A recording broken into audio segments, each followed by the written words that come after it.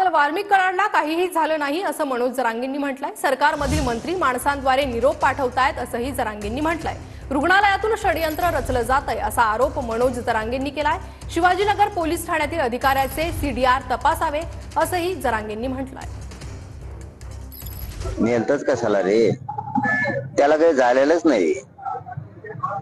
सरकारमधला मंत्री सत्तेचा गैरवापर करून आतून लोक पाठवतोय गुप्तपणानं आणि अधिकाऱ्यामार्फत ही शाळा रचून घेतोय। आता माणसं पाठवतोय हँड टू हँड, जा निरोप द्या, त्या पद्धतीनं षडयंत्र सुरू आहे अशी शंका आहे। दवाखान्यात नेलं जातंय, तिथून षडयंत्र रचलं जातंय, तिथून सुटून जाण्याचं ऑपरेशन केलं जातं।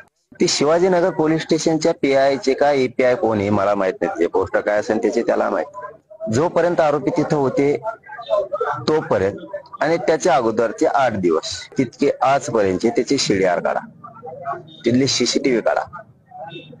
तो पीआय एपीआय दुसऱ्याच्या फोनवर बोलतो कधी पण, खालच्या कॉन्स्टेबलच्या गरीब जीपचा ड्रायव्हर असणाऱ्या त्याच्या मोबाईलवरून बोलतो तो।